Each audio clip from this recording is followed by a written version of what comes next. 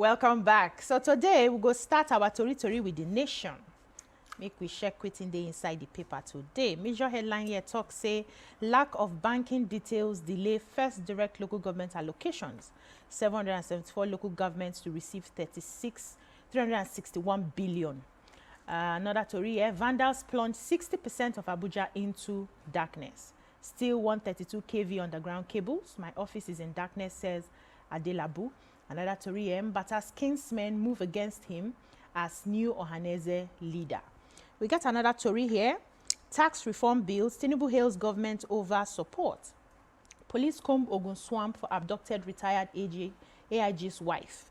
Soldier sentenced to death for mutiny, relief ordeal. AMCON raises the alarm over 4 trillion debt. And the final tori here, Nigeria's GDP to grow by 3.6% in 2025. This one a World Bank na talk am.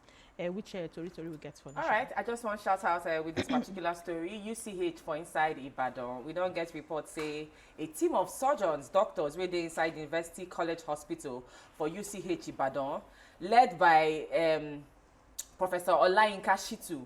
They don't successfully perform one very difficult procedure like that we concern reconstructing urethral stricture for inside 50-year-old patient. So urethral stricture, now that's narrowing where your urethra, where they allow PP to pass. So for this particular man, he did not get, they had to reconstruct new urethra for him. So this particular one happened for inside UCH. The public relations officer, Mrs. Fumi Adetuibi, now talked this one for inside statement in Ibadan yesterday. They said the patient been suffer pelvic bone fracture when he been get road accidents. Now he can get plenty injuries will require their expertise. Now, according to the doctors, they say in spite of all the challenges when they get when they do this particular surgery, because they're very challenging surgery, even the most skilled surgeons internationally, this particular one, they always had them. So it demanded high level of expertise. Then talk say in spite of power issues though, they had to even use alternative power source to maintain hospital functions when they carry out the surgery. But now they don't come out, they say they're very happy. And the hospital management said that they praise them, say they're able to perform not just this, but major interventions and surgeries across the year for inside this hospital. So shout out to all our doctors. Yeah, so for inside this one a good one. Good news. We are proud.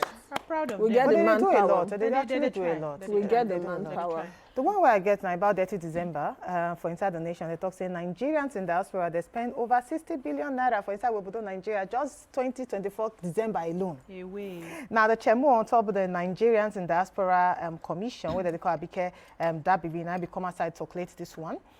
She talked this one for inside the 2025 budget defense session before the National Assembly Joint Committee on Top Diaspora in Abuja.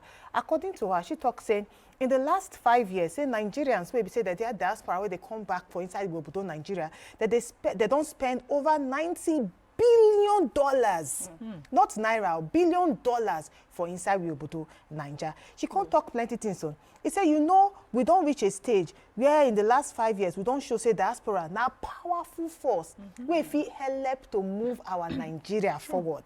She can't even talk say, and in fact, all over the world, everybody then wants to make Nigerian be their friend. So you go see say in December, they go say, oh, I want to follow you to Nigeria. I want to stay in Nigeria. You say this one don't actually make we country to be plenty money. They see some kind post online. Yeah, for sure. Say they go start to the tax, big tax during 30 December. But a really good one. You see and say that, and that's now why every state need to wake up on their tourism.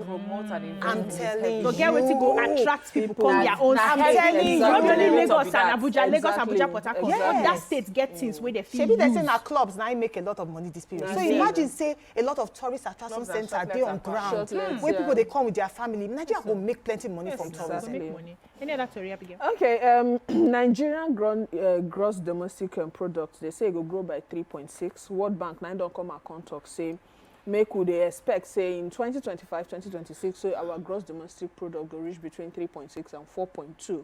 Then talk and say why then can't talk this one now because they don't see everything where they happen around say our macroeconomic and fiscal reform, all the things where the president don't put for ground say go begin the show.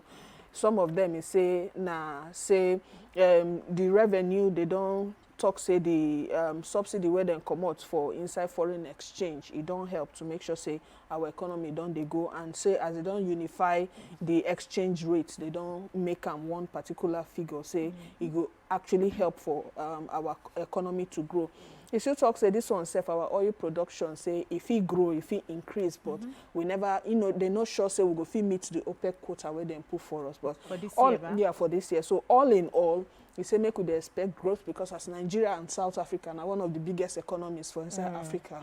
So 2025, 2026, say we go smile small. Ah, God, oh, they wait for the smile. So we know say during July period last year, the Supreme Court give judgments where they give local government autonomy. Yeah.